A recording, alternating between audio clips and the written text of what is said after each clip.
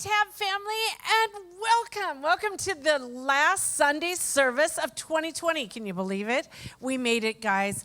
We pray that you've had an awesome, amazing Christmas. And now it's the beginning of our Christmas week as we continue to sing those songs and keep the songs moving in our hearts and in our homes.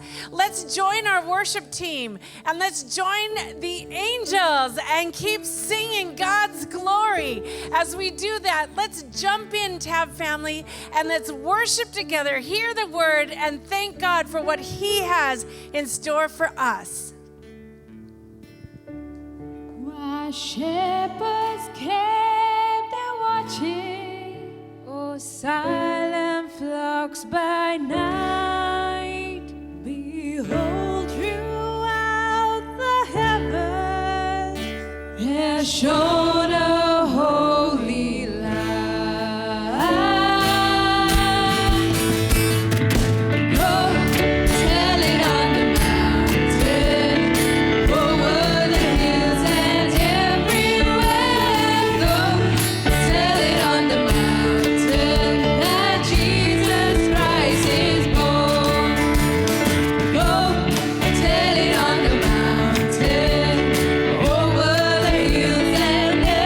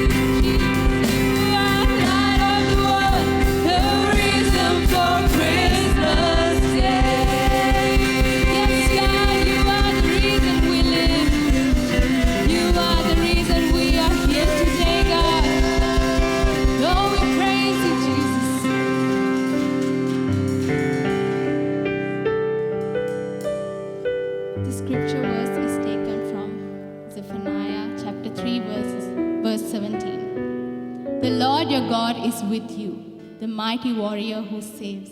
He will take great delight in you. In his love, he will no longer rebuke you, but will rejoice over you with singing. Our God is mighty, amen. He will save us through all the pressure we face. He holds our tomorrow, he holds our future. The wind is watching every gesture of your hand. Waves of fear collapse at your command. I know tomorrow when the pressure rushes in, you'll be there to rescue me again. What a mighty God, what a mighty God you are. What a mighty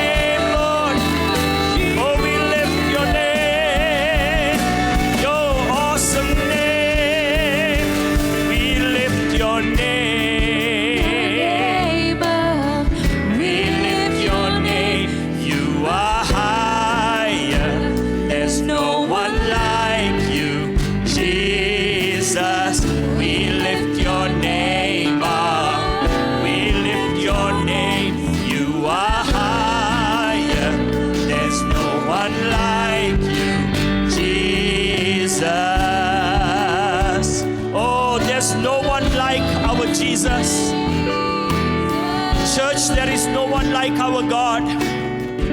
What a mighty God, that He would leave His throne on high. He would leave all His riches, all the glory, and come down to earth and die for us, willing to die for us on the cross. What a mighty God we serve. What a loving Heavenly Father He is to us. I pray that even though we have had a tough Christmas season because we couldn't gather together, I pray that you experience the presence of God. No one can take away the presence of God from us. Amen. No one can take away His peace, His joy, His love, His hope. It can never be taken away. COVID-19 can't, or anything else down the line can never take it away from us. Church, we rejoice because our God is a good God. We want to pray for various needs in our church. I want to thank God for bringing us through 2020. Who would have thought we're in December already and the 27th? May God prepare us to face the various challenges in the year ahead. And let's pray for the sick to be healed in our church. Shall we pray, church? Father, we bow in your gracious presence, thanking you that you're a mighty God. You left your throne in heaven. You, Lord, emptied yourself and you gave up everything for us. And we say, thank you, my God. Lord, thank you for bringing us through 2020. As we are coming to the end of the year, we say thank you for being an awesome God in our lives. Father, we also thank you, my God, Lord, that you will help us to face whatever challenges come in 2021. You will be a God who's always there. You will never leave us. You will never forsake us. Thank you for the number of people that you have healed in our church already. The great testimonies that we know of, Lord. And Lord, we will hear testimonies of your goodness on the 31st night. Loving Father, bless everyone, Lord, in our church. And Lord, may your presence be ever so real. And may we have a glorious Christmas season. In the name of Jesus we pray. Thank you that you promised you will never leave us. You will never forsake us. You will always be there for us. So Father, we rejoice in your presence, and may your name be lifted high. Mighty God that you are. Emmanuel to all of us. In Jesus' wonderful name we pray. And everybody said, amen and amen.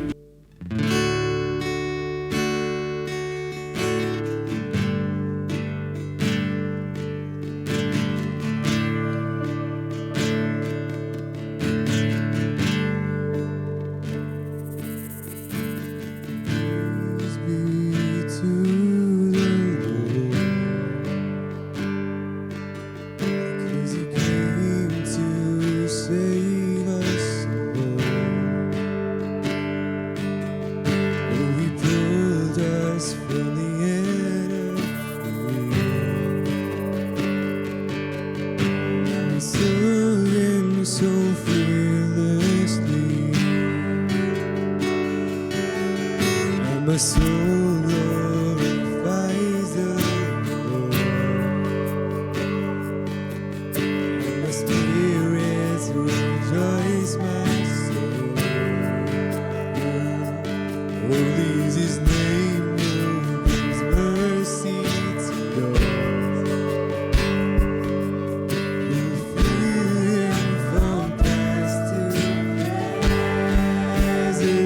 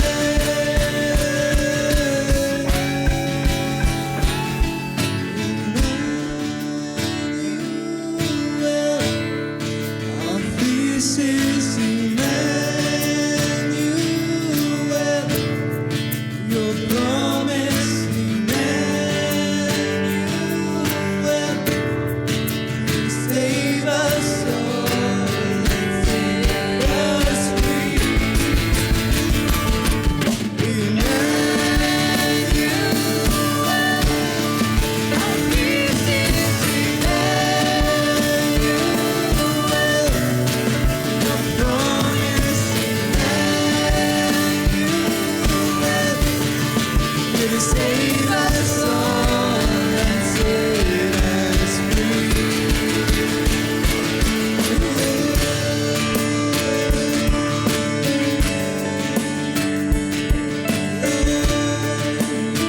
Set us free. Oh, set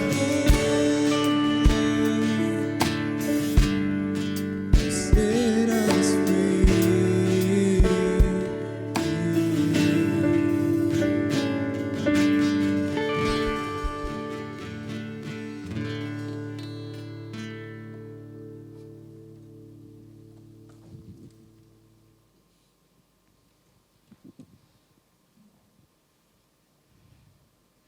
Wow, that was one fantastic song. And you know what, church?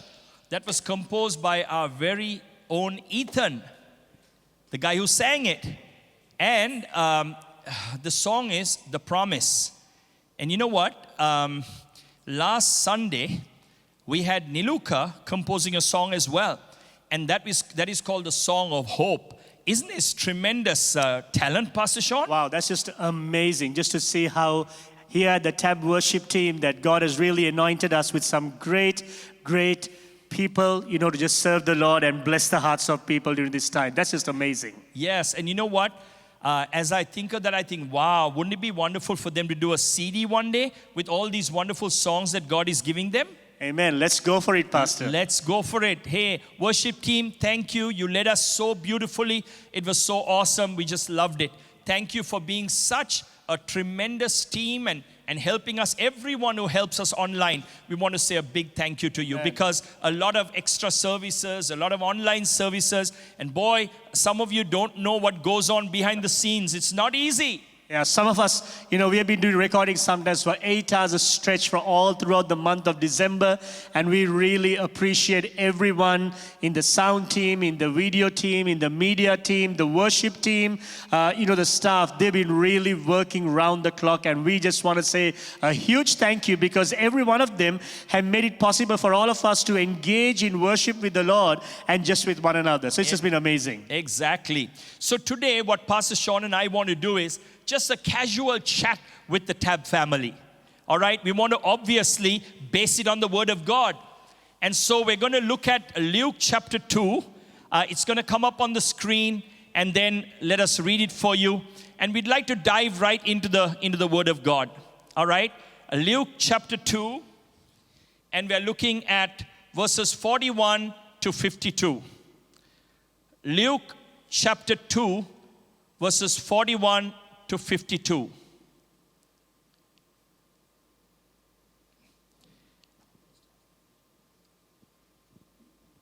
Luke chapter 2, verses 41 to 52.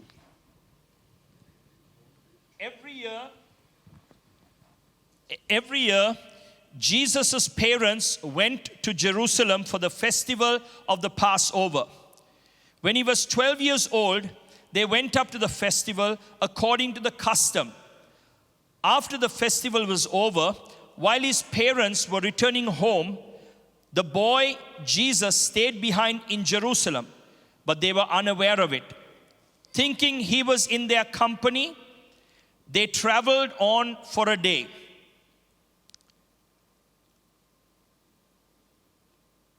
Then they began looking for him among their relatives and friends. When they did not find him, they went back to Jerusalem to look for him. After 3 days, they found him in the temple courts, sitting among the teachers, listening to them and asking them questions. Everyone who heard him was amazed at his understanding and his answers. When his parents saw him, they were astonished. His mother said to him, "Son, why have you treated us like this? Your father and I have been anxiously searching for you." "Why were you searching for me?" he asked. "Didn't you know I had to be in my father's house?" But they did not understand what he was saying to them. Then he went down to Nazareth with them and was obedient to them. But his mother treasured all these things in her heart. And Jesus grew in wisdom and stature and in favor with God and man.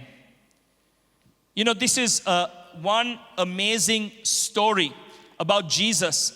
And we actually have to be so thankful to Luke because he's the only one that wrote this. None of the other writers wrote this account of Jesus at the age of 12. And it says that every year they went to the temple. Every year. Now, when we look at that, I mean, that tells me, Pastor Sean, that, this family was very concerned about carrying out the good traditions in their home.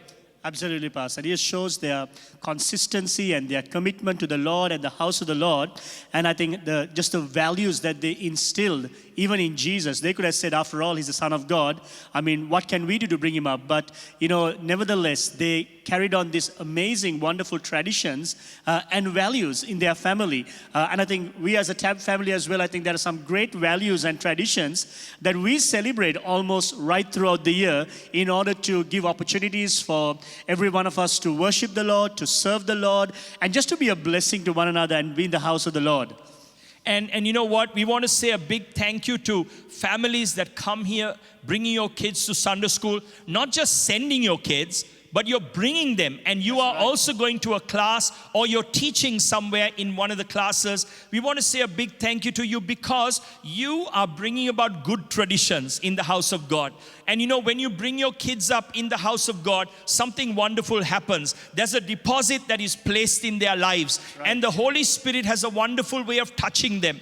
Remember the story of Anna? Anna was a prophetess that was always in the house of God. And she was there all the time. She was fasting, she was praying, she was in the house of God. Pastor Sean, I need to tell you this.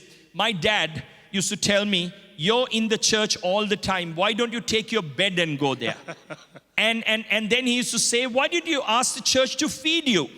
And he was kind of, pulling my leg in a way, but actually he was saying something that was very true. I loved being around the house of God. And even growing up, I mean, if the doors of the house was open, whether it was a midweek Bible study like we called it those days, I'm giving the old terminology, or, it was Sunday school or anything at all, I would be there. Even if it meant polishing the church, I would be there. I think these are good traditions, and it's great to bring our children up in these fabulous traditions. Oh, absolutely true, Pastor. I remember growing up, we used to look for every opportunity to be in church and in the house of God. And we would, even if there were no meetings and gatherings, we would come to the church and go to the pastor's house and learn things and look for things to do, because, being in the house of God just brings so much of joy. And it just, without us realizing, there were deposits, as you correctly said, that were being made, and I think that have become very defining things for us today as we are in the ministry and serving God as well. Right, and we saw even with the Hope projects, there were people who brought their children. I think that's wonderful. They were around here doing little things, or maybe sometimes big things as well, and they did a fabulous job, and those kids are picking things up that nobody else will pick up. And it's so wonderful to have them with us. So my challenge to you is, would you make sure to build a good family value system? I mean, choose the house of God to be a great place to bring up your children in. And then every year they went, and it was a celebration. Now, Pastor Sean, we know that, they didn't celebrate just for one day. I mean, their weddings were like 7 days or even longer. Right. Even their festivals went on for so many days. Absolutely. Boy, thank God we don't have such long celebrations in that sense, at least weddings are concerned. That's right. I think the closest we get is a Christmas time, where the tab gets really, really busy. But what a joy it is, despite the busyness and the heavy schedules and the fast pacing. It's just an absolute joy to be able to just serve people and just to hang out with all of God's people. And even with this COVID-19, it was great to gather with everyone regarding the Hope projects. It was so good to see everyone jumping in. Pastor Sean, tell us about the Christmas box a little bit. Wow, the Christmas box was just amazing. So our goal was to be able to bless 60 families in the TAB family in our English ministry. But we ended up where we concluded the project, just on the 19th Saturday, where we were able to, bless 65 families all together. And what a joy, there were teams working, for weeks consecutively, just like every other project. And it was fun. We were also having fun. Of course, a part of our whole Even Hope celebration is there's always food, and that's just amazing. So we were working hard, we were eating hard as well, but above all, we were just experiencing the joy of just being able to bless others. And so it was really amazing. And we thank God, we were really amazed, isn't it, Pastor, of the giving and the generosity just of our people and even those outside the church. We are just humble, and we want to say once again a huge thank you. And another thing wonderful is that, during one of the Hope projects of the Hope Back to School, do you know that there was an insight and a revelation that we had never known before?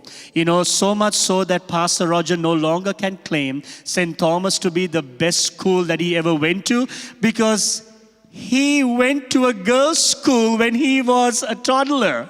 Right, Pastor? Which Yes, name we will not mention. I actually went to St. Clair's. Now it's called St. Clair's Balika Mahavidyalaya. But you know what? I was living down First Chapel in Vellavata. So what happened was, since I was really small, I think my mom or somebody knew the principal, and they said, "Oh, you can bring your son here until he goes to the bigger school." And so I ended up, and I told all the St. Clair's girls and the principal, I was an old boy of St. Clair's. I wonder how St. Thomas might take it. They might revoke your... Well. Now, I shouldn't have confessed that, isn't it? I think I won't be able to live that one down. Hey, we're kidding, and we're having so much fun here. But you know what?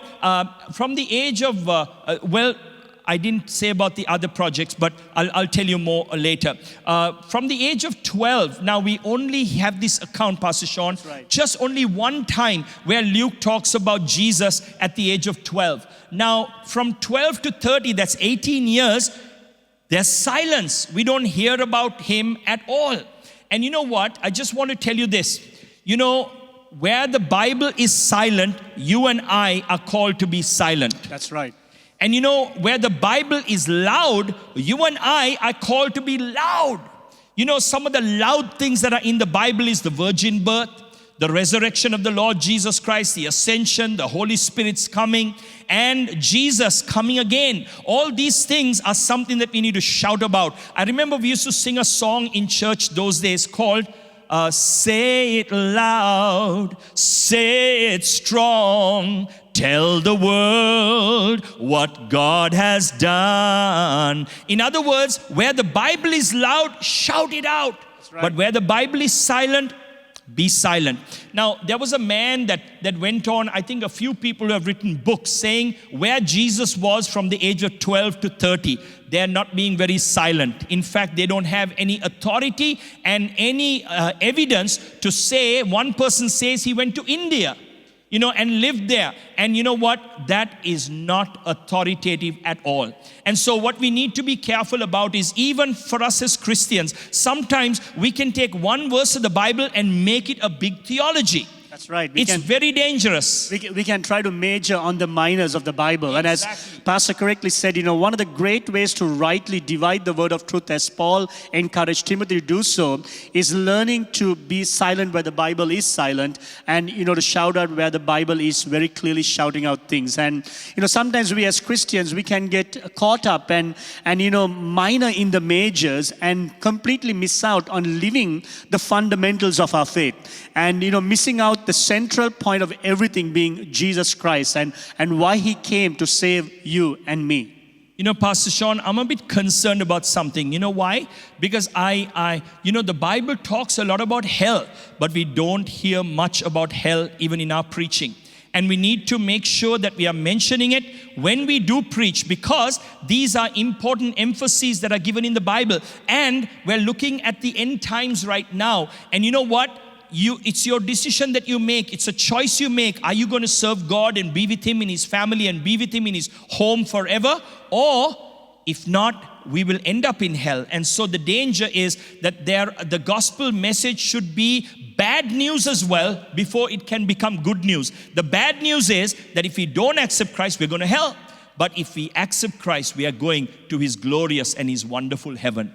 Absolutely. And sometimes, Pastor, there is grace taken to the another level and to another extent where, we have abused grace.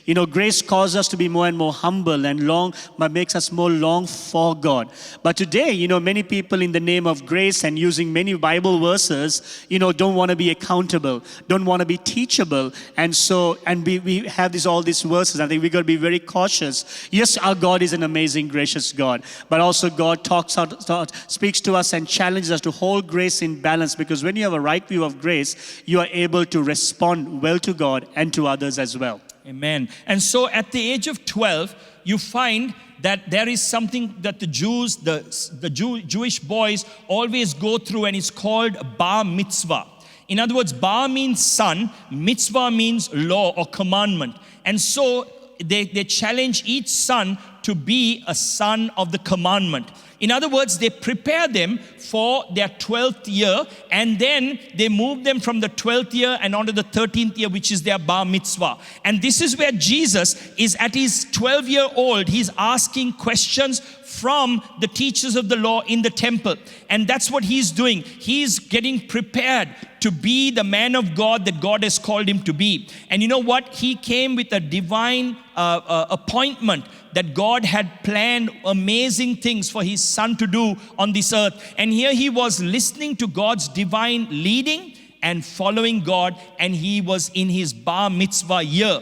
And the wonderful thing is, they found that he had so much wisdom in the questions that he asked. So there was nothing unusual that Jesus was doing, because he was asking questions from them. It was in his bar mitzvah year. And Pastor Sean, I was thinking, we don't have a bar mitzvah. That's right. I wish we really did, isn't it, Pastor? Honestly. And I think, I'm sure you would recall when we were at the World Needs a Father conference, right. Kasi was talking about how when kids come to their adulthood, of having a ceremony, that affirms them and confirms their adulthood, so that, we prepare them for the world about. And I think, here at the Tab at least, we should try look at how we can do that, and to encourage that in families as well. Actually, that will be something fantastic to do for kids when they come up to the age of 12 and they're going on to their 13th year, that we take them through some teaching, to talk to them about responsibilities in life and how they're going to live their lives in the future, and get them prepared for life, not waiting till the age of 18. Now, some people will say, that's way too young. What do you think, Pastor Sean? Well, I think that's a very transitioning age, Pastor. I think that's a good age because they're about to become teenagers. We know, when the kids come to about 12, the parents are more or less their world. But then at the age of 13, they're exposed a lot to the world. And what better way to prepare them, what better time to prepare them than from the age of 12, having talks about different things that the world is trying to lure them with, so that they are aware of, and we prepare them for the world that is in front of them. I want to title this little talk that we're having, Was Jesus Really Missing? I mean, was he really missing? When we look at the story, you find that that Jesus, along with Joseph and Mary, were traveling with a whole band of people. Sometimes we see that even in Sri Lanka, where people go in a big bus. They have all their saucepans on the top, and they cook their food. They stop at a riverside. The guys go and swim. They should be cooking too, right? Anyway, guys go and swim, and then the ladies are cooking the food. Thank God for the ladies. And then a lovely meal is had together, and they're all looking after each other. And I think this is the picture that I'm seeing of Joseph and Mary, along with all the relatives and with Jesus. And Jesus is playing with the other kids, and they go into the temple. They do the Passover meal. Then they have the Feast of Unleavened Bread. So that's a total of 7 days. Like I said, celebration time. I mean, God is into celebration with a purpose. And there was a purpose behind it. And then you find that Jesus, when they were returning home, he was not in the band with them. And they didn't realize it for some time. Right. And I think one of the wonderful things is that, Jesus was missing, but he was in the right place missing. Exactly. And I think Mary and Joseph, just like any of us parents, I remember when I was in my teenage years, if I was missing at home, my mom knew I was at the church playground Wow. playing cricket or helping to move chairs That's and all great. that. And parents sometimes, don't worry when the kids are in church. It's a good place to have them, because, there can be values that we instill formally, informally, but there are things that they learn by teaching, but then there are a lot of things that they learn by watching, by catching as well. And the Exactly. church is a wonderful place for that to happen. So, if your kids are missing at home and they're at church, don't worry, they're in a good place. Right. I think for me also, I caught a lot of things in church. I don't know whether someone sat with me and discipled me as such. I had a mentor in Pastor Lloyd, and I thank God for him. But a lot of things were just caught. And those things that are caught can be so precious. So moms and dads, send your kids to church. This is a very controlled environment. Send them to youth group. Send them to connect group. Send them to worship practice. Send them wherever to learn the media. Send them to learn the video, the sound. Learn everything. Send them to a controlled environment, because you are trusting and you're sending your kids out into the world, into the school. What value system are they going to learn from other kids who are not serving God?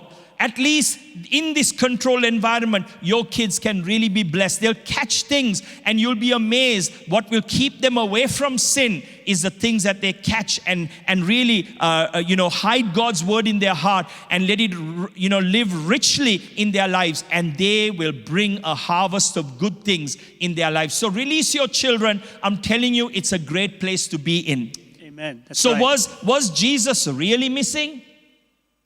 He was actually about what he said, his father's business. He was actually in the house of God. I remember times as a young guy, we used to come into this house, and I'm Pastor Sean, I'm sure you'll be able to tell stories like this. I was praying here. We prayed for hours. We sometimes were sleeping. And then someone will say, hey, your turn to pray. Hallelujah, hallelujah. And we'll start praying as though, just to pretend that we were really not sleeping. But really we were sleeping as well. But we were there with the intention of praying. God sees that and he says, I will reward you. I will reward you handsomely. And I really appreciate the guys that came together. And how I want to challenge the guys to pray. Maybe girls to get together in someone's house and spend time in prayer, seeking the face of God and taking a leaf out of the prophetess Anna's book as well. I think what was wonderful is that how Luke says how Jesus lingered in Jerusalem. He lingered in the city of worship, of prayer, of fellowship with God. And I think one of the great things that we can really instill and impart to our kids is to teach them to linger in God's presence. Not just privately in our homes, not only when we just spend time in family devotions, but even the house of God. It's a wonderful place, because that's the place that they would find fullness of joy and purpose. And Jesus lingered in Jerusalem. He lingered in the temple, interacting with that day's pastors, the teachers of the law, asking questions. And that's what we would love to see even happening in the lives of kids and young people. We as pastors, we love when people ask us questions from the Bible, and times that we can spend time just sharing the word of God, as Jesus engaged with the word as well. Hey, and you know what? It must have been, Pastor Sean, a traumatic time when they found that Jesus was not there. Absolutely, Pastor. I have a story to tell you, but you know what? Therese and I, we feel a little bit of fear and trepidation when we share this, because we feel as though we were terrible parents. But I want to tell you, walk a mile in our shoes, would you? We had 25 kids in our children's home. And would you believe we went to Family Super, and each one is given like, I don't know how much, 25 rupees or 15 rupees to buy some small sweet. And we all left from there. I thought Micah was with Therese. Therese thought Micah was with me. And we headed out to our home on Beach Road. What do you think? While we are seated at Beach Road, it didn't take a long time, but suddenly the manager of Family Super brings little Micah, who was probably about 3 years old or 4 years old, and brought him home. And we got the shock of our lives. Can you imagine if we lost Micah? I don't know, I'd be a madman today. But you know what? Please don't chide the parents. We didn't, do it on purpose. My goodness, but sometimes we can jump on the case of people who make a mistake, but really we were so saddened. But then when we saw Micah, now some parents do this. Micah, why didn't you stay with us? Why didn't you get in the van with us? Why did you stay back there? He was all mesmerized with all the sweets that were there. But you know what? When we saw him, we just grabbed a hold of him, hugged him, gave him a bear hug, and oh my goodness, were we so glad to have our Micah back. Can you imagine what Jesus' parents went through? Mary and Joseph, when they rush back, 3 days later, they find him in the temple courts. Now, what did Jesus say? Mom, Dad, didn't you know that I should be about my Father's business? In other words, you don't have to look for me anywhere else. If you only came to the house of God, you would have found me. Right. Now, some people say, well, how long did this take? Did this take 3 days? No. What happened was this. It took about 10 to 20 miles for them to walk one way. Then they realized, Jesus is not here. Then they turned back and they went. That was another day. And then they were looking for him all over. Probably didn't look at the temple first. They went all over looking for him. And then Jesus says, I must be about my Father's business. And I loved hearing those words. In other words, that was his priority. Wow, that's just amazing, isn't it, Pastor? Yes. It was so fantastic that he was about his Father's business. And you know what I want to challenge you today as we move into the new year? We want to challenge you and tell you, would you be about the Father's business? Yes. Would you do this? Would you make sure that you are in the Father's house? That's right. I pray that every one of you that have been not allowed or not able to come to gather here on site, that you will run to God's house when COVID-19 is gone from this earth. That you will never miss another Sunday. That you will say, boy, I want to be in God's house. I want to really be about my Father's business. I want to be serving the Lord right here in the house of God. Absolutely. And one of the wonderful that really encourages me is that, you see, Jesus' family was very poor, because we are told in Luke, in the verses above, how they offered the sacrifice of either 2 turtle doves or 2 pigeons, which was a sacrifice of the poor. But they did not allow their poverty to keep them from their piety in God. Amen. And that's something. Like that. Sometimes, we go through hardships and we can very easily fall into making excuses saying, well, I don't have money to go to church. I remember a time that we were kids and we didn't have money, but we used to walk. We used to long to be in Sunday school. We used to long to come to church. And at times that we used to walk more than 8 to 10 kilometers. And if there's any one of you like that, you don't have to find it difficult alone. There are, I'm sure, family members who are ready to pick you up. And if that's the case, speak to us pastors. We don't want to allow your lack of needs to keep you from being in the house of God, because we want to see you grow and your kids grow as well. Amen. And do your kids see that God is your priority? That's right. Do they see you reading your word, reading God's word?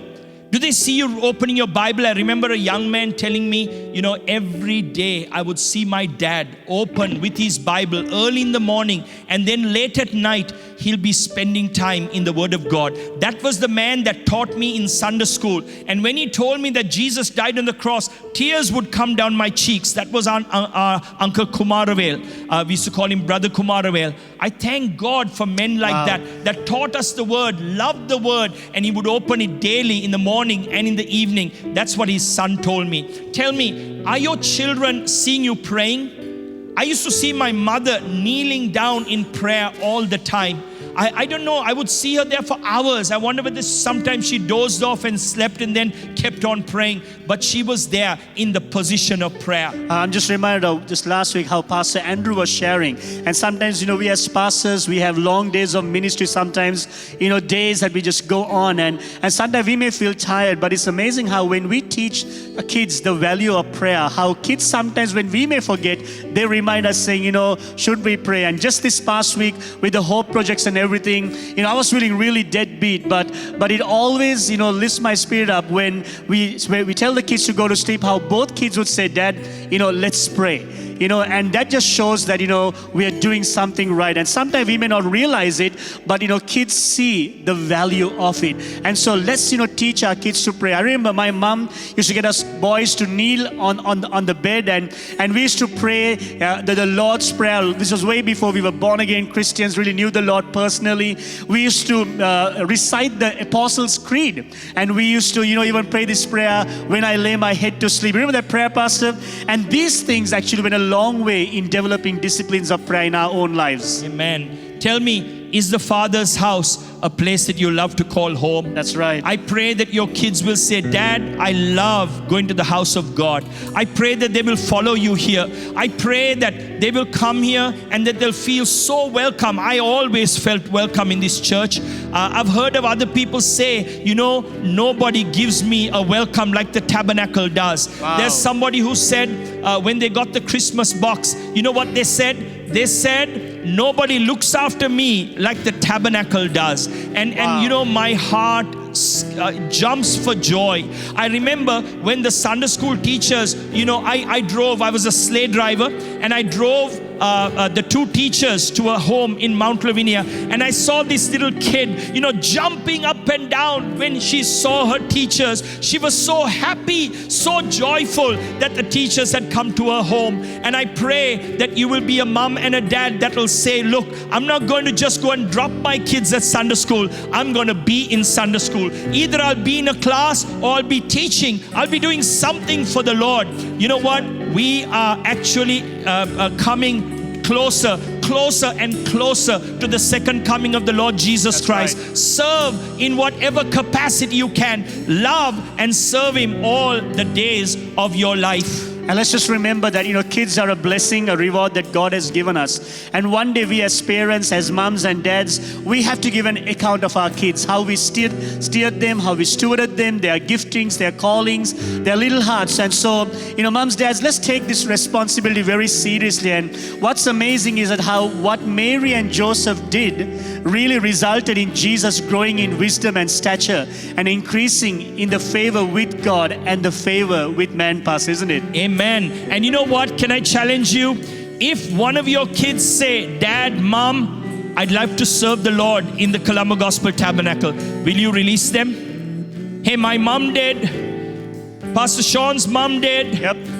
And released us to the ministry. Would you do that? That the generations to come will hear the wonderful gospel message of the Lord Jesus Christ, and let the gospel be called out, and preached with a clarion call, so that every one of the generations will hear the good news of the gospel of Jesus Christ. Amen. Amen. Church, let's do that. Let's serve the Lord. Remember, Hallelujah. Jesus was not really missing. He was in the place that He was supposed to be. Amen. Will you be in the place where He's calling you to be? Yes. God bless you, Tap of Cap God family. bless you. Let's just pray right now. We want to pray over your families, pray over your kids, and let's make this new year a year where we invest values in our children and in our family today. So Father, we just thank you for the wonderful example of how our Lord's family went to church, went to the house of God.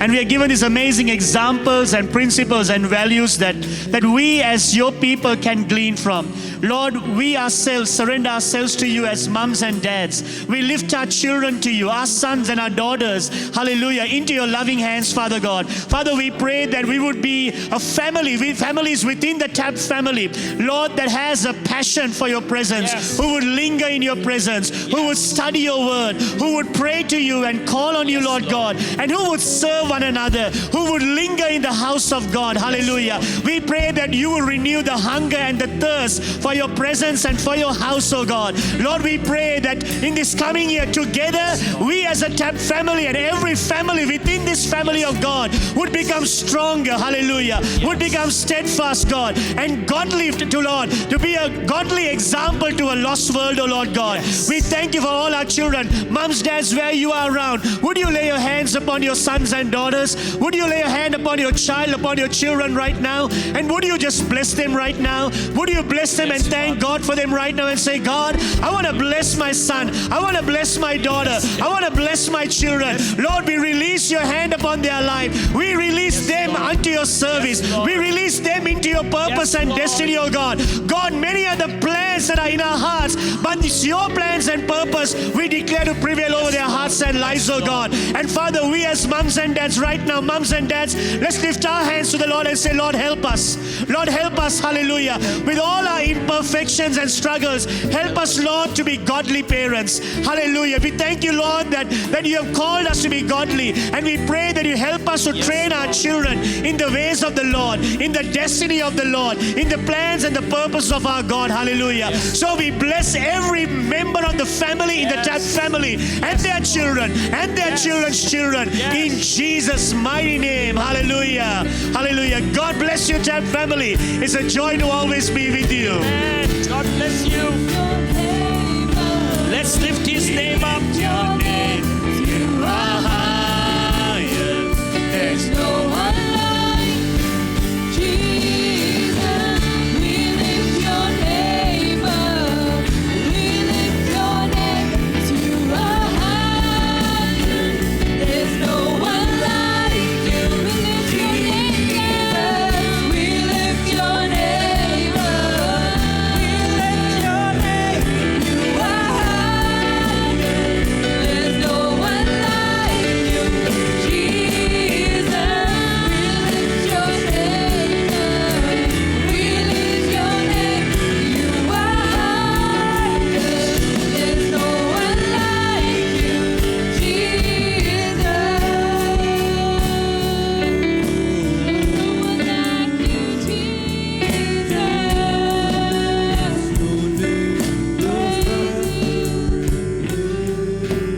Glory, glory, and 1,000 hallelujah. Oh Lord my God, how great you are. Honor, power, and another hallelujah. Oh Lord my God, how great you are. Glory, glory, and 1,000 hallelujah. Oh Lord my God, how great you are. Honor, power, and another hallelujah. Oh Lord my God, how great you